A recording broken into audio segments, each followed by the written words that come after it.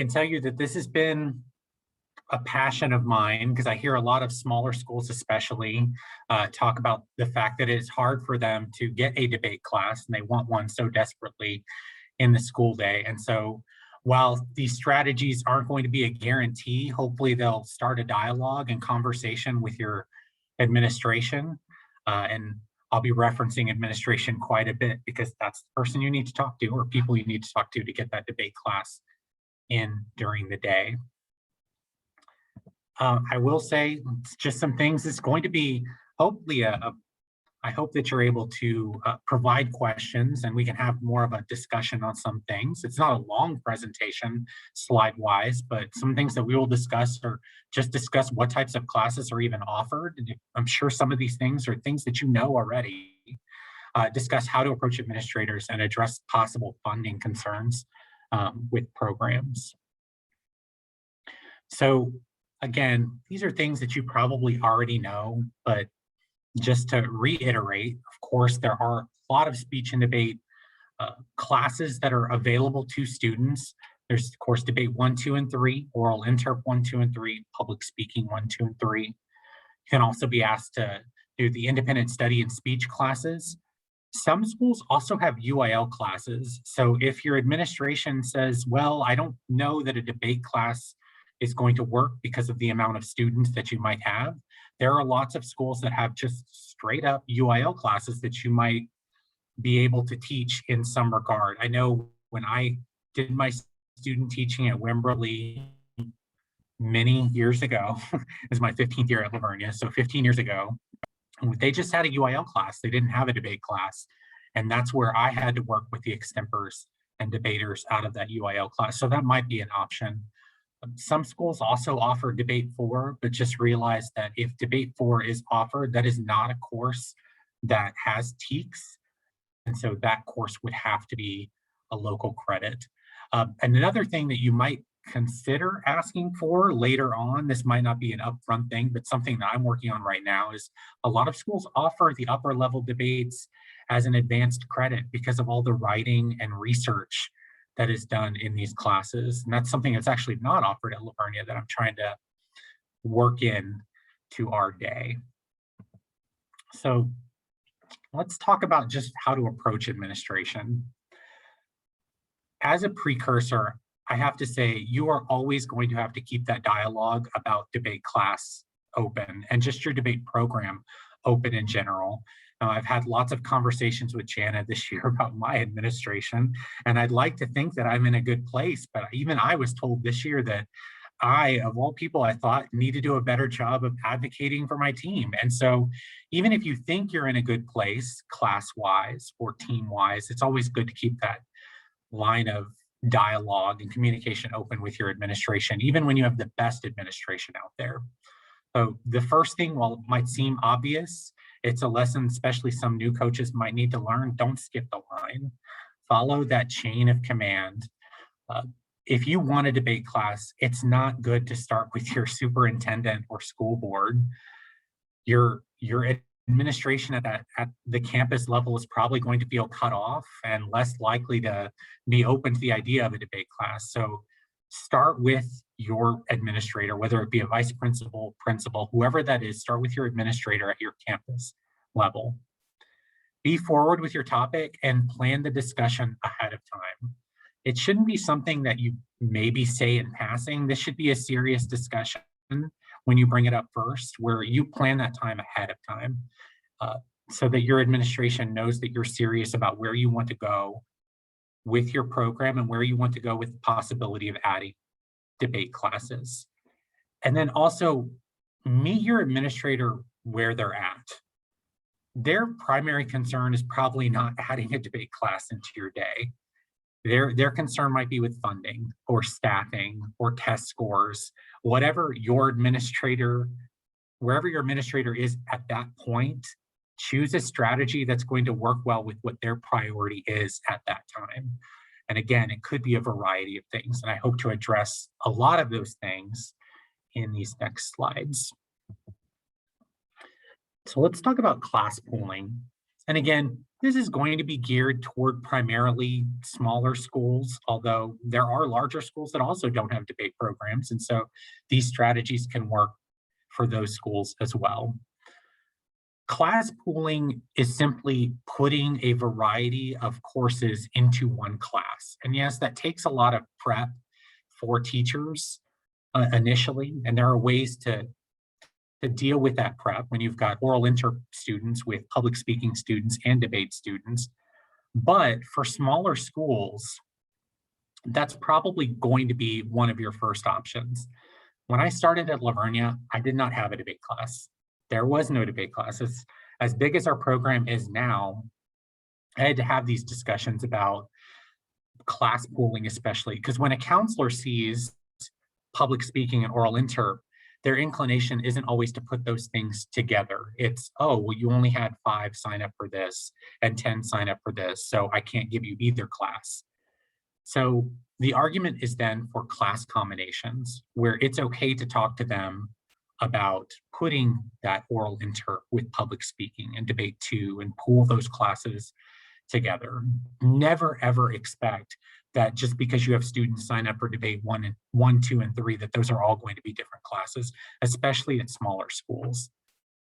And I'm sure many of you have experienced that already. Class pooling is ideal anyway, because it's going to lead to enhanced discussions, especially with varsity to novice students, if you have that type of class pooling going along. I mean, we all know that you learn most by what you teach to others. And so when you have a debate 3 student helping a debate 1 student, that's golden. You can't ask for anything better than that. And that's a strategy you can approach your administrator with. And also strategies that we're currently talking about that are, they're probably the same thing that we've been recycling for 15 years. But currently I found that Socratic seminar, and especially for those of you that don't know, talk, read, talk, write. This is a big one that's coming into schools, hearing more and more about this. These are strategies that can be used with those debate 3, debate 1, oral interp 3, oral interp 1. These types of strategies can be used when you pool classes together. And then also, especially for smaller schools, it still keeps your class schedule open. And what I mean by that is many of you are social studies and English teachers primarily when you're a debate coach. Of course, there could be others. I do know people that are also science teachers. But whatever that might be, whether you have 1 debate class or 2 debate classes, whatever you start with, it's still keeping the majority of your day open when you pool classes, because staffing is a concern for administration. They are concerned about adding staff when they don't have salary capacity or whatever it might be to add staff into the day. So you can alleviate those concerns when talking about the fact that you're not adding 4 or 5 classes into your day. You simply might be adding 1 by pooling all of these classes together.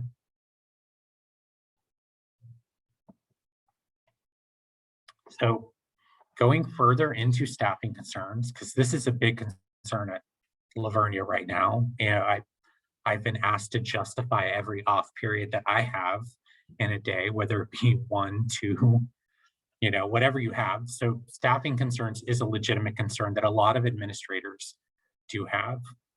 The first thing up front, again, debate courses do not amplify staffing shortages. They just don't, no matter what level you're at. Again, go back to the noting of the pooling of classes, putting a lot of those courses together.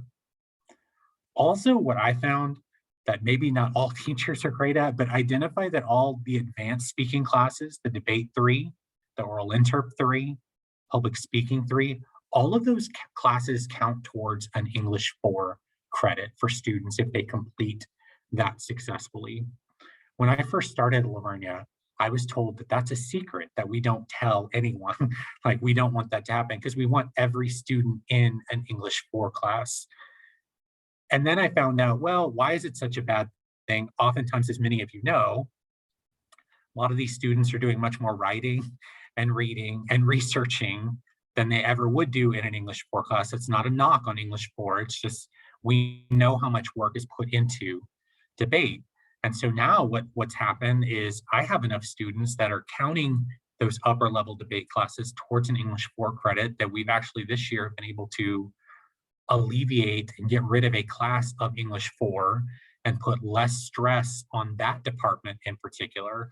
And again, my English 4 teacher might not be such a fan because she was awarded a government eco class in return for the English 4. But again, if staffing shortages are a concern, you can point out that it could be, not a guarantee, but it could be a possible trade-off with English 4 versus your adding of a debate class in general. The other thing that I'd like to point out, those of you who are from small schools, and even if you're not, we wear so many hats. You know, I've been the AP coordinator, I've been the UIL district coordinator, I am the NHS person, I coach other UIL events, and after school practice, if you don't have a debate class, is a necessity. And you might still choose to have it even if you do have a debate class, but if you're in a small school, it alleviates that need for after school practice all the time. I know there are some people that get very upset that I very rarely have after school practice because I try to devote that to things that, you know, some of the other hats I wear, whether it be NHS or some of those other events that I coach. Because when you have the debate class, you're doing a lot of things in that class that naturally lead towards that practice component. And so again, these are just strategies, not a guarantee that you wouldn't have after school practice, or you might still need after school practice, even when you have a debate class, but just something to talk about with your administration, that it would allow you more time to focus on other things that you might be doing during the school day because of the many hats that we wear. Hope I'm not going too fast, Janet. All right, let's talk about House Bill 5. So I'll put it out there. I'm still educating my counselors on House Bill 5. It seems like I have to tell them this every single year. We all know that there is a huge push towards CTE course sequences. Why? I'll put it out there. It's because they get money for the school. That's just, there's a lot more money in CTE in general. However, in small schools, those CTE core sequences, even though they might be garnering the school money in some respects, can often be challenging for small schools. One, because granted, are there enough staff to cover some of those CTE core sequences? And then also with equipment that might be needed for those CTE core sequences. We all know that House Bill 5 requires them to have some sequence of courses to satisfy a career pathway. And there is, again, I'm sure a lot of you know this, but counselors do not. There is a sequence of speech courses that satisfies a career pathway for HB 5. So the sequence of speech courses does fall under the business communication endorsement. And so I consistently, every single year, have to go to my counselors and say, hey, remember us? I'm here, I'm a debate course. Put the kids in that. It would satisfy a business communication endorsement. And the implementation of that pathway is not going to increase the financial burden on that school by having to hire more staff necessarily to fit those CTE course sequences. And again, that's a challenge primarily in small schools.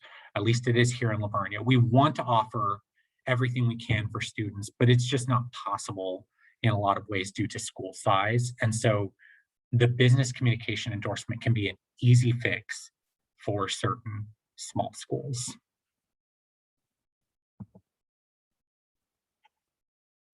Again, this is stuff we already all know, but this is maybe a way to approach your administration about the subject, just the benefits of debate in general. And this talks primarily about test scores.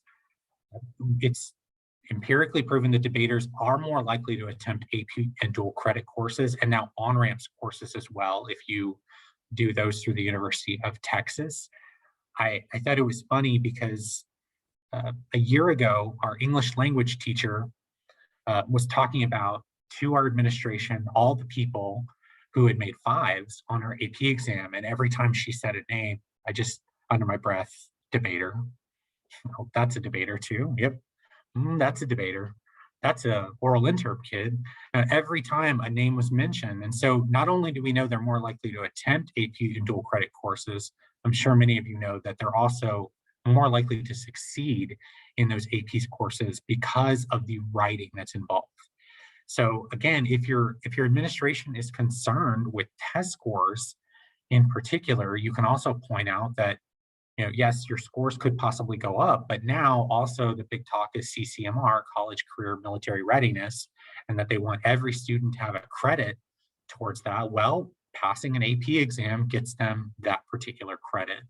And so those kids are more than likely to gain their CCMR credit. And when I had the spreadsheet in front of me of every Lavernia student, I could immediately say every single one of the debaters had already had their credit. There was no focus on any one of those students throughout the school year because of things that they had done with AP dual credit or even other certifications that they might have tried. Again, proven higher test scores, proven higher GPAs, and they actually have research now that says that. And you can see, feel free to steal it. I did. The City Foundation and the Urban Debate Leagues actually completed a long study where it does show that they do have a plus 0.66 higher GPA. And then debaters also have a plus 52 on the math SAT and a plus 57 on the reading SAT overall. So again, if whether it be AP, dual credit, or even STAR scores, there's a proven link that debaters are going to score higher typically on those exams. And why? Because of things we all know. There's critical thinking skills involved in every one of those classes. It is very much research driven and is very writing based in those classes. I was happy to see that study come through because this is something that we've known forever, but we actually now have numbers to quantify that. And once I finish, I'm also doing a study on the AP, but it's just limited to Lavernia. I guess I couldn't call it a study then. It's just kind of a, hey, what's happening in Lavernia about those AP scores? Because I just want to see what trends there are with AP scores and debaters in Lavernia High School. So another thing that's on a lesser extent, sometimes administrators also just have problems with how your program is going to be funded if you do want to travel. So I just wanted to quickly address this. First off, you can tell your administrator that you design your program. You can be a program. I know Ryan Hennessy, who's in this Zoom right now. He comes from schools that probably do go somewhere every single week at Cy-Fair ISD. But that doesn't have to be your program. You can be just as successful by just attending, one or two UAL tournaments throughout the year. It's you design your program and determine, what type of funding you'll need to make that program work. And if travel costs are a concern, those can also be alleviated as well. I did throw a website in there with NSDA does offer grants. It's not well advertised, but the link is there talking about grants to support burgeoning or new programs out there to get them up and running. And then another thing that's not well advertised that I left off this slide is TFA also has grants to support schools. And not many schools have taken advantage of that over the year, but we do allocate $6,000 every year and welcome people to apply for grants on how they would use it, whether it be just getting to a tournament technology, whatever that might be. It's not well advertised. That's probably to the fault of us at TFA, but it is out there. And then also there's always local help and support that you can ask for, whether it be from parents, businesses. Just if funding is a concern for your administration, just let them know that it's worth the investment. I think we all know that. I think that is the end of my slides. Like I said, I was afraid it's going too fast, but I also did want to not go too in depth because I'm sure that this is going to lead to discussion in a lot of ways with maybe problems or concerns that you're having at your local school districts. And I might have an answer for you, I might not, but just curious if there's any questions out there.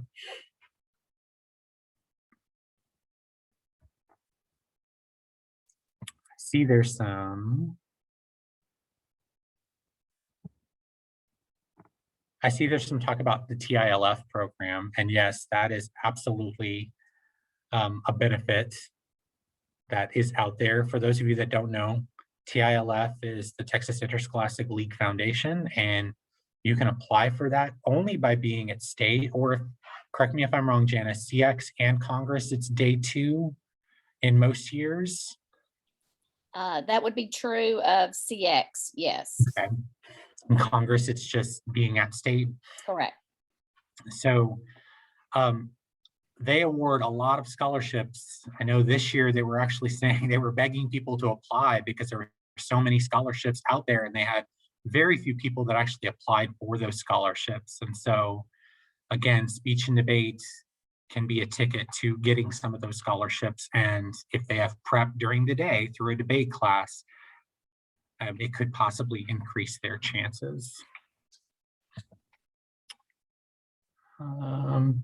Share with us, go into chat, guys, and share with us your situations. Maybe Noah can help you and advise you in that. Tell us where you're coming from. So I see Joseph on there talking about the honors. I'm currently fighting this battle right now, Joseph. I will say that for our scale, what we do is we do a plus 12 on the 100 scale for any AP, dual credit, or on-ramps course, and then honors or pre-AP is on a plus 8. What they're saying is that they feel like what my administration is saying right now, and then maybe the best way to approach it from yours, is that it doesn't have to be a mirror image necessarily of a GPA boost in some of those upper level classes. So I'm starting off with okay, if it's plus 12 in a upper level, AP class, why don't we start with a plus 6? And then what I'm showing them is, here's the research, especially, and now I can do it pretty easily now because I'm starting to teach AP English Lit this year, which I found out a few weeks ago. What I'm going to show them is, here's what they're required to do in English Lit. Here's what they're required to do for debate in all that research. And so just showing them that there is a valid comparison to what they're doing might help on that front of how to get honors credit attached to those classes.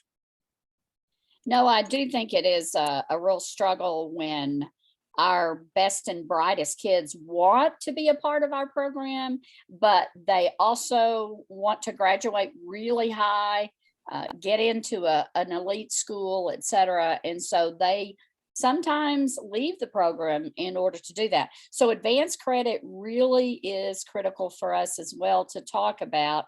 I know that's kind of a different avenue, but still important for your audience today. So I guess my question for you is, I think your audience would appreciate anything that might help them.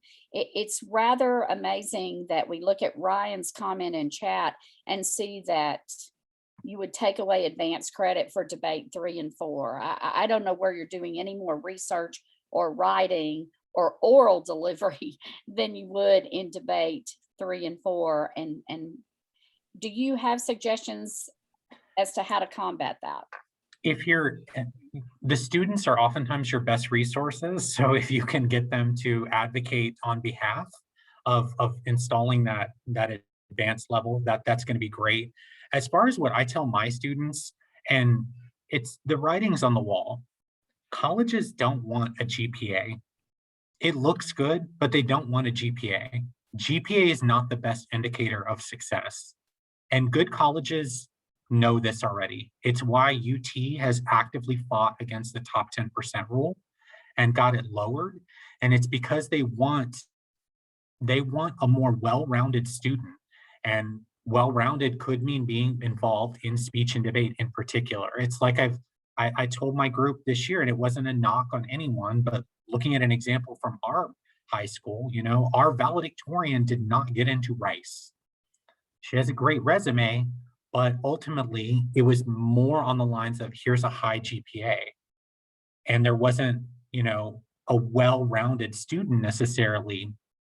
Maybe that was from 2 years ago, not this year, but there wasn't necessarily the most well-rounded students. So colleges in particular, while GPA, yes, it's one thing that they look at, it's not the best indicator of success for universities. And that's why you see more universities that are looking for that more well-rounded individual. And so that's where I would start with students in particular.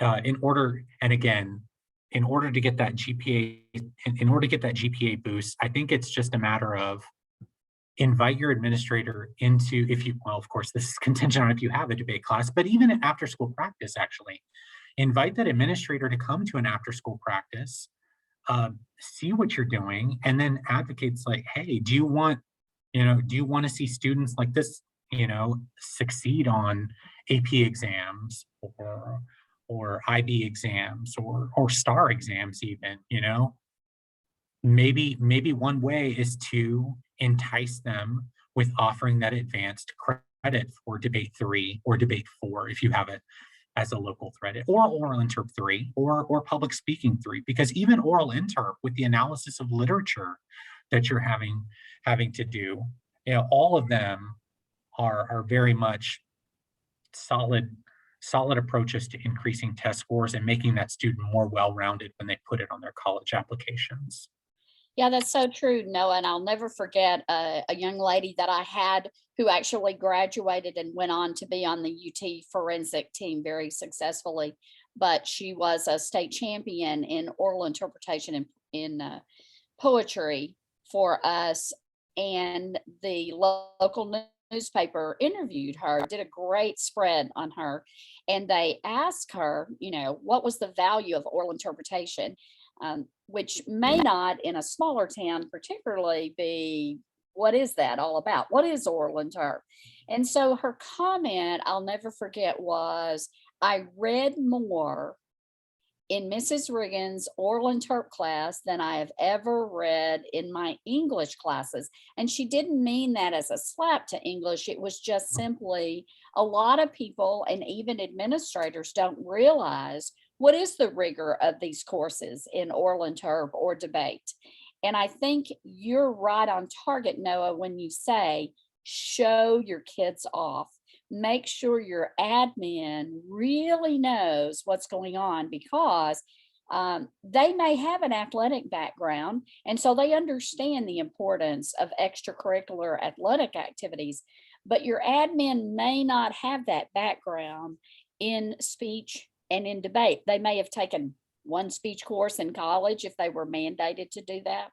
So you have to show them off.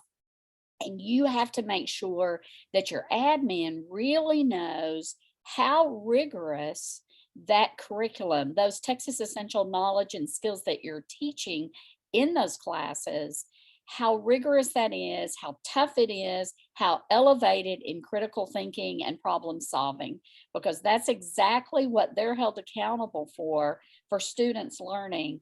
And you just have to simply bring them in and let them know so they can embrace. Show them off to mama, I guess is my comment. Show them off to your community, show them off to your administration. Find every opportunity that they can come in and watch your students as they debate, or just talk about topics that they are researching and the understanding that they have of politics, of international affairs, all the things that go in to the expansion of what a debater really deals with. This new water topic, my goodness, what a broad topic. And all the things they could talk to adults about, with whether it's water, whether it's agriculture, all those things that are going to be encompassed in that huge policy debate topic. So I think you're exactly on target when you say, make sure your admin sees those kids and what they're doing and what they're researching, and just let them have conversations with those students. They'll begin to realize the poise that those kids have that other high school teenagers do not have. And I think that's how you sell this idea a lot, is through your kids. I'm seeing one comment from Doug about the CTE versus English 4, kind of the trade-off in there, where that document is. I know that there is a document out there. I cannot remember if it's TA or SBOE. It's probably more than likely TEA. There is a singular document that tells you which subjects and courses can be substituted for English 4. And so I actually printed that. I will try and find it and try and get it to you, Doug, if I can find it. That actually tells you which substitute for that English 4 course. And again, that was of particular help when we did not have a huge amount of English teachers in one year. It's just like, well, let these kids use it. Don't make it a secret anymore. They're going to be just fine. The one thing that I will encourage you to do, though, we have found at least one university in Texas. I cannot for the life of me remember who it is. Make sure that your students check, though, before that their university will actually let them substitute one of those courses for an English 4. Most are fine because they see the value and research in speech and debate, but just make sure that they are able to use that, in fact. But I completely agree also on those of you that are putting Congress in there. Congress is just a great tool for them to come watch if you're able to do that in an after-school practice, or if you do have the luxury of having a class already. We have Congress every single Thursday in my class, and I always invite administration to come watch just a simplified Congress round, and completely agree with some of the comments on there as well, that your admin will just be floored at what these kids are able to talk about with confidence. I saw the Nigeria comment on there that's like, they know that much about Nigeria, and it's like, yeah, they know that much about Nigeria, and they know that much about everything on this particular docket. And so I think that's important for you to show your admin and your parents as well. A lot of times parents don't realize what their kids are doing in class. I remember having a parent watch an extem speech at a meet for the first time and just came out of the round and said, I didn't know my child could do that. And so it's important just to show off that program to try and get that debate class in the day.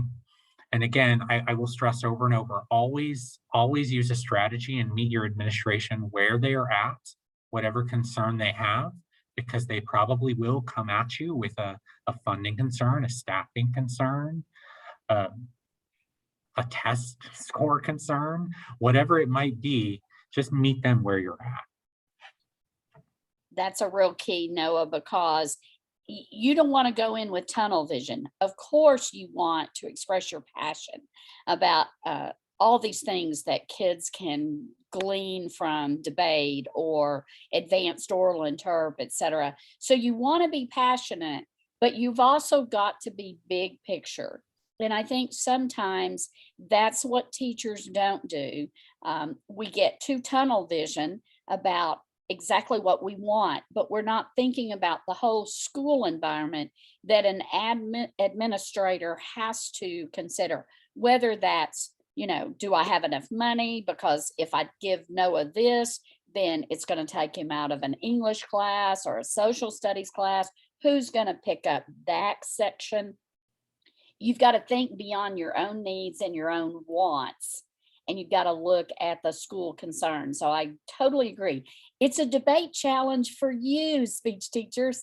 It's where you're designing arguments to be able to really engage with that administrator and make them understand, hey, I do see the big picture and I do understand these concerns, and let me bring you a solution. One of the things my executive director says so much to me is, I appreciate the fact that when you come to me, you come not with just a problem to talk about, but you come with an idea of a solution. And I think that's what you do. You prepare those arguments, just like you tell your kids to prepare arguments in debate, and you adapt to your audience. Hit the concerns that they have and have answers for them, or at least ideas. They may not buy them all, but you are planting seeds for that administrator to say, hey, I've got somebody here who's not just saying, give me, give me, give me, but they're willing to be flexible, put those interpreters in with those debaters, whatever it takes. They are passionate enough to be able to work with me and what we have, and a reality check of what is existing on that campus that administrator has to deal with. So I think that's probably one of the key ideas, Noah, you've given us today, is meet your administrator where they are. Meet them where they are. I was asking Christy what school she was at. I noticed to put in there that she's a little intimidated by CX in particular. I think one thing, I am not a CX debater. Oh, you're Canadian, so smaller school. I think one thing that you're going to want to do with students, and we are the experts, yes, but I don't think it's a bad thing to say that to your debaters, especially, I'm not going to have every answer. I'm not going to, because that's certainly what I felt when I started CX. I'm not going to have every answer, but you'll work to find the answer for them. But also, I think the biggest solution to that, if you're able to, Christy, to get them comfortable with it, is competition. If you're able to bring them to competition, the more they compete, the more comfortable they'll get with those events, especially CX, because CX, it's a beast. It's a lot. It's probably the most jargon in any of the debate events. And so I would say work to find them competition. And there you go. You're going to learn together.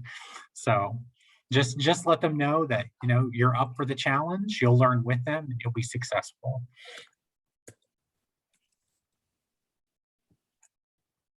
I think I've seen all the comments or addressed all those comments. If I missed something, let me know, Jana.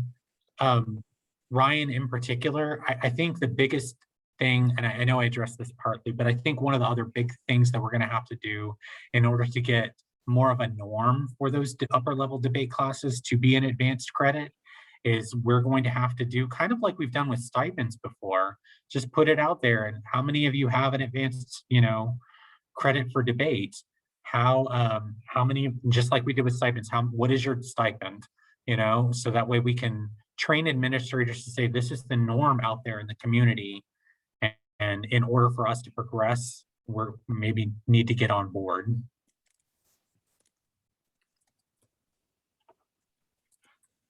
Hey, Noah, I found something on TEA about the English 4. Is it a singular document? Because I remember looking at that. All it says is the final credit may be selected from one full credit or a combination of 2 half credits from the following courses: English 4, research and technical writing, creative writing, practical writing skills, literary genres, business English, journalism, AP English language comp, AP English lit, speech. 1 half credit may be selected from ComApp or ProfCom. Well, there's a different document out there. I'll work on finding that after this session and maybe send it to Jana. Just because I know there's a singular document, because I've had to, again, I can't tell you how much you're going to have to, in some cases, train your counselors in that particular area, because they sometimes miss, especially with that English 4 thing, but also with the HB5 and the business communication endorsement. I don't know what it is, because it's right there in black and white on that endorsement page, but they just don't push it all the time. So be sure to train your counselors and say that this is an easy way to get one of those endorsements in with not adding a full sequence of courses in CTE because of class pooling.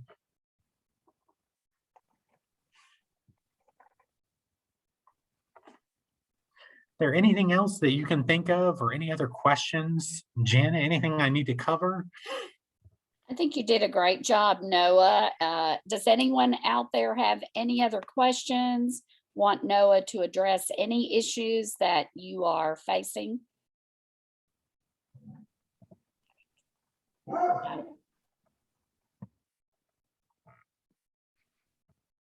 again, we thank you for coming. Noah's a great mentor. He's more than willing to talk with you individually if you want to share with him what your particular situation is. He's probably experienced that a little bit somewhere down the line in his 15 years, but he also has great communication skills with his administration and certainly can advise you in a lot of things. We thank you, Noah, for your great insight and for having a real heart for this program. It was something that you felt very strongly about sharing with people, and I think it's very valuable as we begin not just to build UIL programs, but to build curriculum that is stronger in all of our schools. And you see what the rewards of that are with higher test scores, better discipline, coming to school. Those brilliant kids are often bored and they just really don't care about coming to school because they're not challenged. This is what can challenge them. So there are lots of impacts that are very positive. We thank you for your preparation today. We thank all of you for attending. And if there are no other Jana, I was going to add one other thing before they leave. Just, I would like to say, remember that your kids are your best advocates. I will say, remember, I started this by saying Vernia did not have a speech and debate class. The best way and the easiest way for us to add a speech and debate class and how we got one added initially was my debaters who were athletes who said, I cannot go to an after school practice because I've got volleyball practice or whatnot. So if you're able to use your kids as advocates, that's oftentimes the best way as well, in addition to anything that we've discussed. And finally, if you do need anything throughout the year, feel free to email me. Like Jenna said, I love UIL. Yes, I'm also with TFA. I love TFA. I just love speech and debate in general. So if you need anything, or if even if you're looking for a tournament where it's like, I can't afford it, come on down to Vernia. We'll work it out, figure something out. So just anything you need throughout the year, feel free to email me. I'm here to help. All right. Thank you, Jana. Thank you, Noah, and thank you all for participating. We hope we see you later today. Hey, no, I found it in the TEA administrative code where it lists public speaking 3, oral intake 3, debate 3, journalism, newspaper, yearbook. It lists all of them. That is it. That is exactly what I was remembering, and even in the format. So if y'all are needing that for your counselors, Ryan's put it in the chat. That's the document.